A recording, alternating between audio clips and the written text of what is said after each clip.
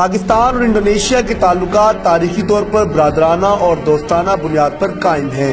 Indonesia نے 17 اگست 1945 کو آزادی کا اعلان کیا، لیکن اقوام متحدہ اور دوسرے مغربی ممالک نے انڈونیشیا کو آزاد ملک کے طور پر 27 دسمبر 1949 کو مان لیا۔ پاکستان اور انڈونیشیا کے تعلقات آزادی سے بھی پہلے کے ہیں۔ قائد اعظم محمد علی جناح انڈونیشیا کی آزادی کے حوالے سے بہت فکر مند تھے۔ آپ نے بارہا انڈونیشیا کی آزادی کے لیے آواز بلند کی۔ 1945 میں قائد اعظم نے برٹش آرمی موجود مسلمانوں کو انڈونیشیا کے فریڈم فائٹر کے ساتھ مل کر لڑنے کو کہا۔ 600 سے زائد مسلمانوں نے انڈونیشیا کی آزادی کی جنگ میں حصہ لیا۔ 500 شہید ہوئے جبکہ 100 واپس آ گئے۔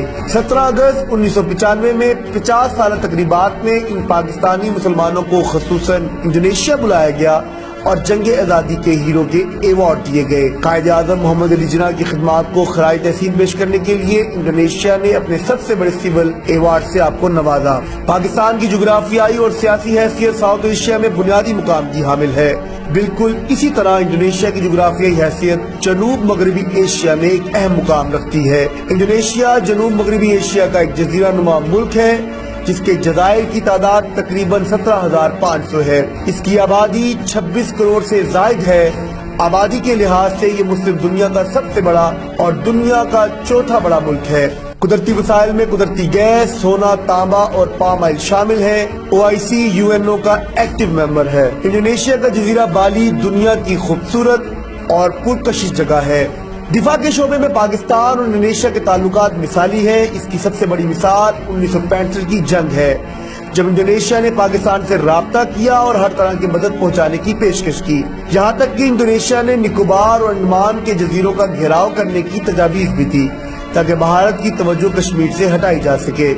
2005 میں انڈونیشیا نے سونامی سے تباہی مچائی اور بہت نقصان ہوا۔ پاکستان ان پہلے ممالک میں شامل تھا جس نے انڈونیشیا کی مدد کی اور امدادی سامان پہنچایا گیا۔ زراعت، تجارت، دفاع اور سیاحت میں دونوں ممالک کے اچھے تعلقات ہیں۔ وقت کے ساتھ ساتھ یہ تعلقات مزید بہتر سے بہترین کی طرف گامزن ہیں۔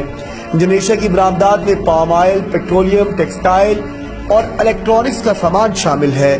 پاکستان اور انڈونیشیا کی تجارت 2010 میں $700 بلین تھی۔ 2012 میں پاکستان انڈونیشیا نے تجارت کے ایک معاہدے پر دستخط کیے، جس کے بعد دونوں ممالک کی تجارت $5.2 ملین سے بھی تجاوز کر چکی ہے۔ اس معاہدے کے بعد انڈونیشیا نے پاکستان کو 223 اشیاء ٹیرف لائن پر برآمد کرنے کی اجازت دی، جن میں 103 اشیاء پر زیرو ٹیرف تھا۔ پاکستان انڈونیشیا کو ٹیرف لائن پر اشیاء برآمد کرنے کی اجازت دے چکا ہے۔ انڈونیشین صدر کے حالیہ دورے کے دوران امید کی جاتی ہے کہ آنے والے دنوں میں پاکستان اور انڈونیشیا کا تجارتی جنگ مزید بڑھے گا۔ ابھی تک تجارتی معاملات میں برآمدات کا جھکاؤ انڈونیشیا کی طرف ہے۔ اس کی بنیادی وجہ پاکستان کی طرف سے برآمد کی جانے والی زیادہ تر اشیاء خام مال پر مشتمل ہیں۔ پاکستان کی طرف سے انڈونیشیا کو برآمد کی جانے والی اشیاء میں کاٹن، کینو، مچھلی، ٹیکسٹائل مصنوعات، جراحی کے آلات، چاول، گندم اور قالین شامل ہیں۔ ضرورت اس امر کی ہے کہ برادر ملک کے ساتھ ٹیکنالوجی اور سائنس کے شعبے میں تعلقات بڑھائے جائیں تاکہ پاکستان خام مال کی جگہ فنش پروڈکٹس ایکسپورٹ کر سکے۔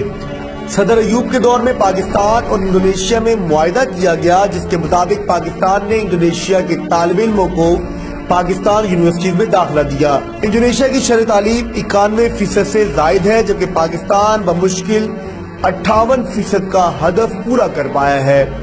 تعلیم کے شعبے میں انڈونیشیا سے تعلقات بڑھا کر پاکستان کے تعلیمی شعبے میں نمایاں بہتری لائی جا سکتی ہے۔ پاکستان نے انڈونیشیا کو JF تھنڈر مشترکہ مینوفیکچرنگ کی دعوت بھی دی ہے۔